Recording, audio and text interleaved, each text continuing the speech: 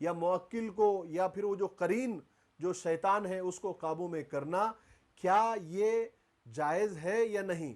तो सबसे पहले तो मैंने आपको पहले भी बताया कि जिन्नात किसी के काबू में नहीं आते, मुमकिन ही नहीं है।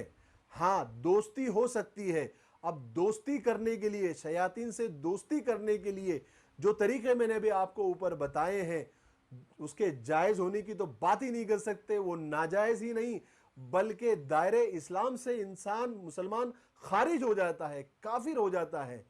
अरे भाई, दायरे इस्लाम से तो क्या, इंसानियत से भी खारिज हो जाता है।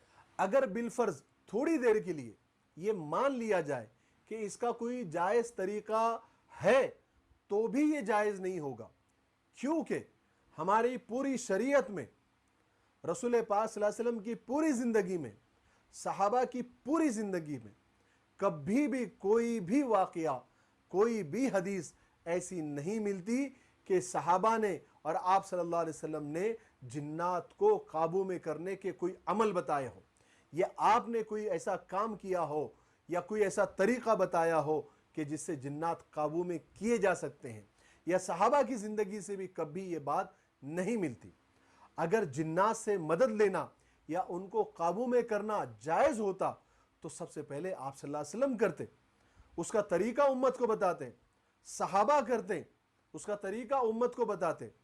लेकिन हमको नबी पाक सल्लल्लाहु अलैहि वसल्लम की पूरी ज़िंदगी से और पूरी मुबारक ज़िंदगी से ये पता चलता है कि आपने बड़ी बड़ी जंगें लड़ी, आप ज़ख्मी हुए, आपके दंदाने मुबारक शहीद हुए, लेकिन कभी भी आपने जिन्नात से मदद नहीं ली। आपने पेट पर दो दो पत्थर बांधे, तीन तीन पत्थर बांधे, लेकिन कभी किसी जिन से नहीं कहा कि हमें खाना ला कर दो, हम भूखे हैं। देखिए, इंसानों में अच्छे बुरे, हिंदू मुस्लिम सिख ईसाई यहूदी होते हैं, ऐसे ही जिन्नात में भी होते हैं। इंसानों में आपने देखा होगा कि जो बड़े बड़े लोग होते हैं, हमारे अकाबिर हैं, हमारे उलमा हैं, हमारे नेक लोग हैं, सुलहा है, अल्लाह के वली है, वो सब इन कामों में कभी नहीं पड़ते। इसमें छोटे छोटे गंदे लोग पड़ते हैं, जो इंसानों में शैतान होते हैं, जो पेट के पुजारी होते हैं, अपने पेट की पूजा के खातिर, लोगों को उल्लू बनाने के खातिर और पैसा ऐंठने के लिए ये सब कामों में पड़ते हैं। वो इस बात की परवाह नहीं करते कि लोगों के अकीदे खराब हो रहे हैं, लोगों के ईमान खराब हो रहे हैं।